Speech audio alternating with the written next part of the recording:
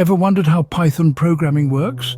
It's like learning a new language, except this one lets you communicate with computers.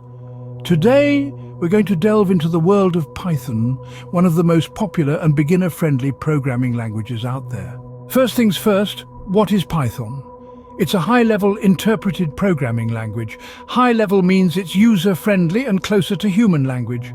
Interpreted means Python code is run line by line, which makes debugging easier. Moving on, let's introduce the concept of data types. Python has several built-in data types.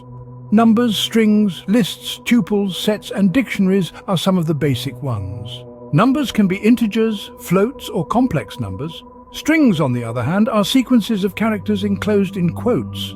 Lists, tuples, and sets are collections of items where lists and sets are mutable, but tuples are not.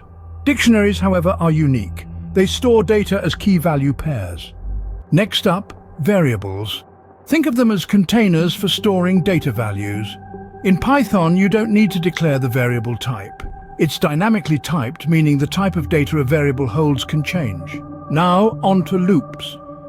Loops are used to execute a block of code repeatedly. Python supports two types of loops, for and while. For loops are used when you know how many times the loop should run, while loops continue until a condition is met. Functions are next in line. A function is a block of code that only runs when it's called. You can pass data, known as parameters, into a function. Functions are used to perform specific tasks and can return data as a result. Finally, we have modules. A module is a file containing Python code. It can define functions, classes, and variables that you can reuse in other Python programs. It's a way to organize and reuse code. Now, let's summarize what we've learned. Python is a high-level interpreted language. It has various data types like numbers, strings, lists, tuples, sets, and dictionaries. Variables in Python are like containers for data. Loops, for, and while let you repeat code. Functions are blocks of code used for specific tasks and can return results. And modules?